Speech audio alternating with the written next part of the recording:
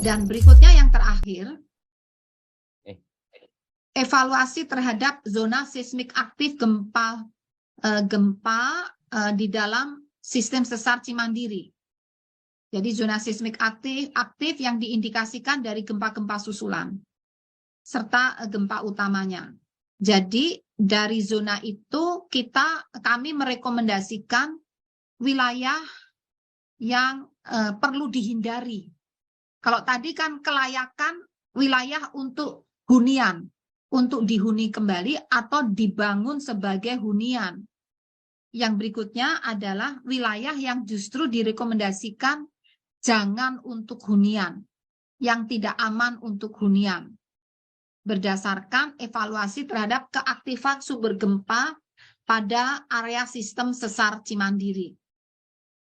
Nah, jadi hasil analisis kami menunjukkan adanya keaktifan sumber gempa pada area sistem sesar Cimandiri yang meliputi wilayah Kecamatan Cugenang dan sebagian Kecamatan Pacet sebagaimana dalam peta berikut. Nah, jadi ini teman-teman media bisa melihat lingkaran-lingkaran itu adalah titik-titik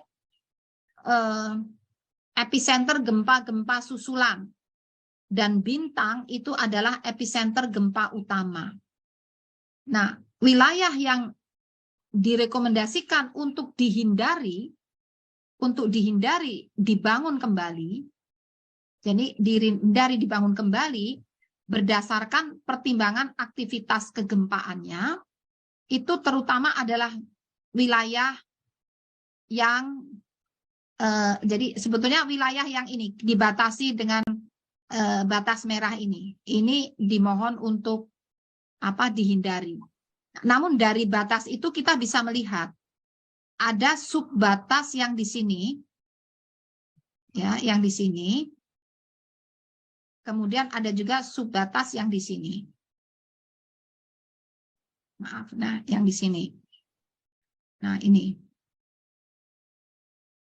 Nah, yang biru ini direkomendasikan untuk benar-benar dihindari, ya, yang biru tersebut. Ini untuk benar-benar dihindari dari aspek keaktifan kegempaannya. Jadi kemungkinan masih akan terulang kembali paling tidak pada periode 20 tahun dari aspek kegempaannya. Nah, yang ada di luar ini, katakanlah yang kuning ya, maaf yang kuning, atau ya yang ada di luar itu, yang ini misalnya yang ini, nah ini terutama karena kondisi kemiringan lerengnya, jadi topografinya serta kondisi tanah lunak yang ada di area ini, yang itu sebarannya sangat spot-spot, isolated, jadi tidak merata. Nah ini, jadi ini juga direkomendasikan dengan melihat tingkat kerusakan yang sangat parah di lapangan, terutama selain karena jaraknya cukup dekat dengan epicenter, epicenternya kan yang bintang ini, yang bintang itu cukup dekat juga karena kondisi topografinya yang miring dan tingkat kerusakan yang parah juga dikontrol oleh kondisi tanah lunak. Nah, jadi inilah zona-zona yang direkomendasikan untuk dihindari dibangun kembali di situ. Jangan dibangun in situ. Nah, zona-zona tersebut atau zona tersebut kita sebut sebagai zona seismik aktif gempa, baik susulan ataupun gempa utama, dan meliputi sebagian dari, jadi sebagian. Kami menyebut nama desa, jangan disalahartikan seluruh desa itu masuk zona ini. Tidak sama sekali. Hanya sebagian dari desa itu. Sebagian yang mana? Silakan nanti dilihat pada peta batas desanya. Jadi tidak semua seluruh wilayah desa itu harus dihindari, tapi sebagian. Nah, desa mana saja? Ada 10 desa di Kecamatan Cugenang dan ada 1 desa di Kecamatan Pacet.